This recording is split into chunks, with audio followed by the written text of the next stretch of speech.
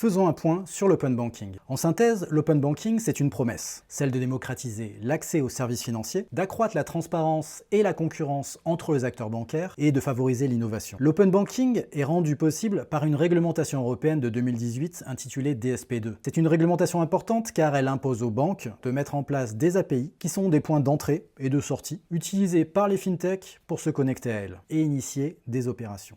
Seulement voilà, les principaux prestataires de paiement français, utilisateurs de ces API, tels que Bridge, Finecture, Lyra et Powens, ont demandé à un cabinet indépendant de conduire une étude sur l'usage des API. Cette étude vient d'être publiée et elle met en lumière des lacunes significatives dans la performance des API bancaires en France. Pour vous donner une idée, selon l'étude, sur 1 360 000 transactions, 44% des transactions initiées via Open Banking ne sont pas acceptées par les banques. Et ce n'est qu'un des problèmes observés. L'étude fait également ressortir un taux d'échec élevé lors des authentifications, une grande disparité de la qualité des API en fonction des banques, des mesures insuffisantes au regard des risques de fraude et des messages d'erreur et des messages de confirmation imprécis. On notera néanmoins que le taux de succès d'accès au compte, c'est-à-dire pour récupérer les relevés bancaires, est lui satisfaisant dans 95% des cas. L'open banking a vocation à être un des principaux vecteurs de progrès de l'écosystème bancaire. Si les banques ne fournissent pas un service de qualité aux acteurs de l'open banking, cela peut être un frein au développement du secteur et de ses promesses.